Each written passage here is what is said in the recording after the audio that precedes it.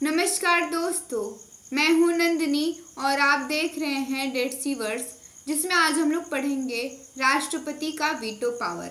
राष्ट्रपति के veto power के बारे में हम लोग जानते हैं। क्या आपको पता है राष्ट्रपति के पास इतनी शक्तियां होती हैं कि वो संसद द्वारा किसी भी बिल को, संसद द्वारा पारित किया गया किसी भी बिल को रिजेक्ट कर सकता है।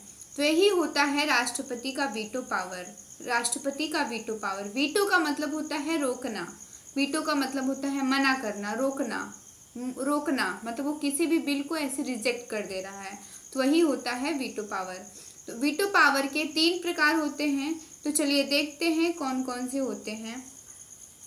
देखिए, सबसे पहले जानेंगे जो वीटो पावर है, वीटो पावर का वर्णन आर्टिकल 111 में है। मतलब ये राष्ट्रपति का वीटो पावर अनुच्छेद 111 से संबंधित है। अनुच्छेद 111 से संबंधित है वीटो पावर। 111 में, अनुच्छेद 111 में क्या है?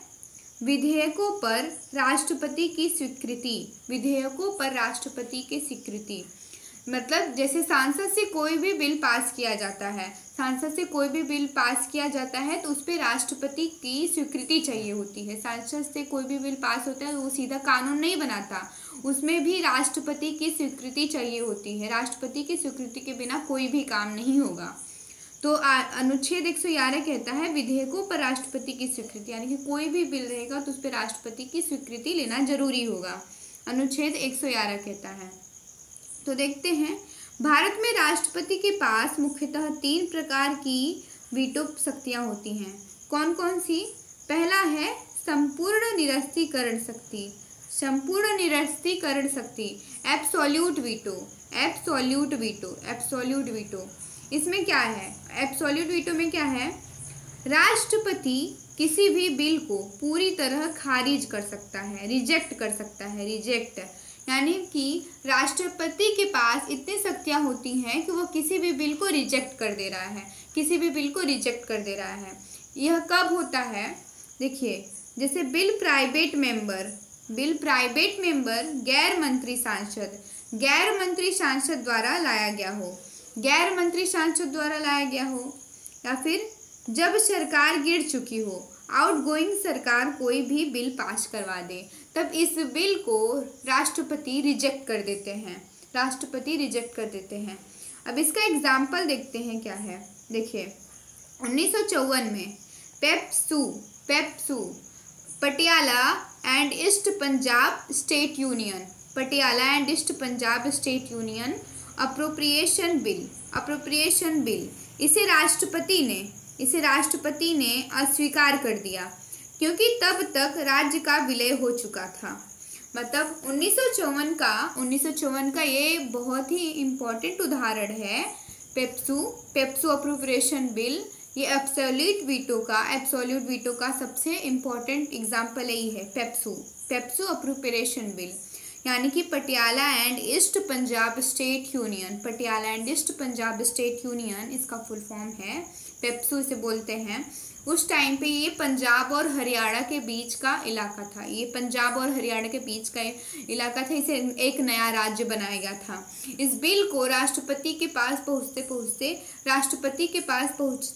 पहुँचते वक्त मतलब क्या होगा था, यह बिल का विलय हो चुका था, मतलब उस राज्य का विलय हो चुका था, तो इसीलिए राष्ट्रपति ने इसे रिजेक्ट कर दिया। राष्ट्रपति ने कहा जब राज्य ही नहीं रहा तो मैं इस बिल को पास करवा के क्या करूँगा, तो इस बिल को रिजेक्ट कर दिए थे। डॉक्टर राजेंद्र प्रसाद उस टाइम के राष्ट्रपति थे, डॉक्टर राजेंद्र प्रसाद इस बिल को रिजेक्ट कर दिए थे। तो ये एब्सोल्यूट वीटो में आता है। PEPSU appropriation bill absolute veto के तहत इस बिल को रिजेक्ट कर दिया गया था। अब देखते हैं दूसरा वीटो पावर।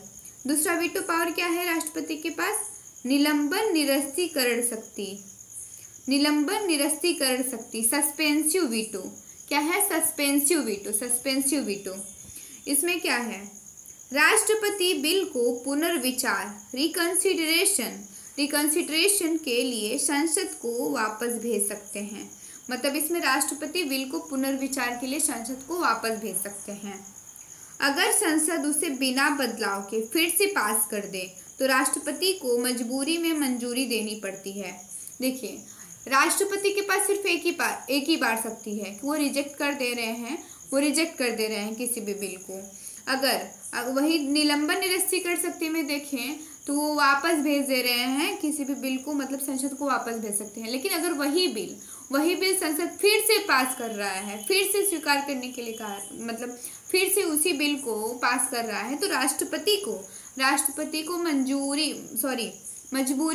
मजबूरी में उनको मंजूरी देनी पड़ती है, स्वीकृति देनी पड़ती है उस बिल को, क्योंकि एक ही बार वीटो पावर मिलता है, एक ही बार शक्ति मिली है, दोबारा नहीं। दोबारा उस बिल को रिजेक्ट नहीं कर सकते हैं, दोबारा उस बिल को वापस नहीं भेज सकते हैं, दोबारा उनको स्वीकृति देनी पड़ेगी उस बिल को। तो ये था निलंबन निरस्तीकरण शक्ति। इसमें एग्जाम्पल देखते हैं क्या है। देखिए, इसका एग्जाम्पल है 2006 में राष्ट्रपति एपीजे अब्दुल कलाम ने parliament prevention of disqualification amendment bill को वापस भेजा था। देखिए, 2006 में राष्ट्रपति एपीजे अब्दुल कलाम थे, उस टाइम के राष्ट्रपति एपीजे अब्दुल कलाम थे। वो संसद में prevention of disqualification amendment bill को वापस भेज दिए थे। किसके तहत? निलंबनकारी के तहत, निलंबनकारी यानी कि सस्पेंसिव वीटो के तहत, सस्पेंसिव वीटो के तहत उस बिल को वापस भेज दिए थे। कौन? Doctor APJ Abdul Kalam. Suspensive veto के तहत उस बिल को वापस भेज दिए थे डॉक्टर एपीजे अब्दुल कलाम। तो ये आता है किसमें? सस्पेंसिव वीटो में। अब तीसरा क्या है? जेब निरस्तीकरण शक्ति, पॉकेट वीटो। क्या है? Pocket veto. इसमें है राष्ट्रपति किसी बिल को न तो मंजूरी देते हैं, न अस्वीकार करते हैं, न ही वापस भेजते हैं। वे बिल को अनिश्चित काल तक अपने पास रोक सकते हैं। देखो, इसमें है ना, वो अस्वीकार कर रहे हैं, नहीं वापस भेज रहे हैं। वो बिल को अनिश्चित काल तक अपने पास रख रहे हैं। किसमें? पॉकेट वीटो में। भारत में समय सीमा तय नहीं है। इस बिल का कोई भी समय सीमा तय नहीं है। किसमें? इस बिल का कोई भी समय सीमा तय नहीं है, पॉकेट वीटो में। इसका एग्जाम्पल देखते हैं। 1986 में राष्ट्रपति ज्ञानी जैल सिंह थे। ज्ञानी जैल सिंह ने Indian post office amendment bill को अपने पास ही रोक लिया था। ज्ञानी जैल सिंह ने 1986 में Indian post office amendment bill को अपने पास ही रोक लिया था। किसके तहत? पॉकेट वीटो के तहत ये इंडियन पोस्ट ऑफिस बिल को अपने पास ही रख लिए थे, और ये इसमें कोई भी समय सीमा तय नहीं है, अनिश्चित काल तक अपने पास रोक सकते हैं। यह बिल सरकार को नागरिकों की डाक खोलने का अधिकार देता था। ये जो Indian post office bill amendment bill था, Indian post office amendment bill, यह क्या देता था? नागरिकों की डाक खोलने का अधिकार देता था, जिसे विवादास्पद माना गया, इसे बहुत ही कॉन्ट्रोवर्शियल माना गया। राष्ट्रपति ने इसे कभी मंजूरी नहीं दी है, राष्ट्रपति इसे कभी भी मंजूरी नहीं दी। तो ये किसके तहत आता है? पॉकेट वीटो के तहत आता है। ये इसमें न तो वो रिजेक्ट कर सकते हैं और न तो वो मतलब वापस भेज सकते हैं। इसमें वो मतलब अपने पास ही रख सकते हैं अनिश्चित समय के लिए, अनिश्चित काल तक अपने पास ही रोक सकते हैं। मतलब किसी चीज़ को रोक दे रहे हैं अनिश्चित काल तक, न उसको रिजेक्ट कर रहे हैं, न उसको वापस भेज रहे हैं, बस उसको रोक दे रहे हैं। तो ये जो बिल था इंडियन पोस्ट ऑफिस बिल, ये नागरिकों को डाक खोलने का अधिकार देता था, और ये बहुत ही कॉन्ट्रोवर्शियल माना गया था। तो यही था तीन वीटो पावर, राष्ट्रपति की 3 वीटो पावर। कौन कौन सी? एब्सोल्यूट वीटो, सस्पेंसिव वीटो और है पॉकेट वीटो। अब देखते हैं मनी बिल और कॉन्स्टिट्यूशन अमेंडमेंट बिल पर वीटो पावर, यानी कि जो धन विधेयक बिल है, धन विधेयक और संविधान संशोधन बिल पर वीटो पावर कैसे लगता है। देखिए, मनी बिल धन विधेयक देखते हैं। इसमें राष्ट्रपति केवल मंजूरी देंगे। देखिए, मनी बिल में राष्ट्रपति केवल मंजूरी देंगे या अस्वीकार करेंगे, वापस नहीं भेज सकते हैं। मनी बिल में राष्ट्रपति केवल मंजूरी दे सकते हैं, या तो फिर रिजेक्ट कर सकते हैं, या तो फिर वो मंजूरी ही दे दें, या तो फिर एकदम से रिजेक्ट कर दें, लेकिन वो वापस नहीं भेज सकते इस बिल में, मनी बिल में। तो मनी बिल में राष्ट्रपति वापस नहीं भेज सकते किसी भी बिल को, या तो फिर रिजेक्ट करे, या तो फिर वापस ले, या तो फिर वो मंजूरी दे। अब दूसरा है कॉन्स्टिट्यूशन अमेंडमेंट बिल, अनुच्छेद 368 के तहत। ये जो संविधान संशोधन बिल है, अनुच्छेद 368, इसमें राष्ट्रपति को अनिवार्य रूप से मंजूरी देनी पड़ती है, कोई वीटो पावर यहाँ पे नहीं लगता है। यहाँ पे देखिए, संविधान संशोधन जब भी होता है 368, संविधान संशोधन 368 से, आर्टिकल 368 से संबंधित है संविधान संशोधन। और जब राष्ट्रपति को यहाँ पे अनिवार्य रूप से मंजूरी देना पड़ता है, संविधान संशोधन में राष्ट्रपति को अनिवार्य रूप से मंजूरी देना होता है। यहाँ पे राष्ट्रपति का कोई भी वीटो पावर नहीं होगा, यहाँ पे राष्ट्रपति का कोई भी वीटो पावर नहीं लगेगा।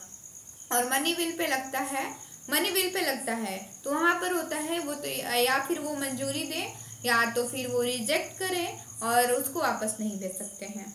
और कॉन्स्टिट्यूशन अमेंडमेंट बिल में अनुच्छेद 368, इसमें राष्ट्रपति को अनिवार्य रूप से मंजूरी देनी पड़ती है, यहाँ पे कोई भी वीटो पावर नहीं लगता, यानी कि संविधान संशोधन हो रहा है तो राष्ट्रपति की स्वीकृति के बिना ही होगा और उनको स्वीकृति देना पड़ता है, राष्ट्रपति को स्वीकृति देना पड़ेगा। तो ये था मनी बिल और कॉन्स्टिट्यूशन बिल पर वीटो पावर। अब देखते हैं राष्ट्रपति के वीटो पावर की खासियत। भारत में और अन्य देश में, भारत में वीटो पावर की क्या खास बात है और अन्य देश में क्या खास बात है, तो चलिए देखते हैं। देखिए, भारत में पॉकेट वीटो बहुत शक्तिशाली है।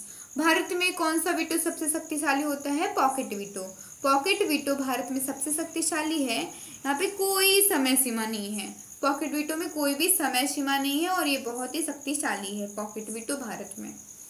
अब अमेरिका में क्या है? अमेरिका में राष्ट्रपति को 10 दिन में फैसला करना होता है। और इसलिए भारत में राष्ट्रपति चाहे तो किसी भी बिल को अनिश्चित काल तक रोक सकते हैं। भारत में राष्ट्रपति चाहे तो किसी भी बिल को अनिश्चित काल तक रोक सकते हैं। तो ये था राष्ट्रपति की भारत में, राष्ट्रपति के वीटो पावर की भारत में बहुत ही खास बात है। और सबसे इम्पोर्टेंट, सबसे शक्तिशाली वीटो है तो पॉकेट वीटो है। और मनी बिल और कॉन्स्टिट्यूशन अमेंडमेंट बिल पर वीटो पावर ये देखे हैं।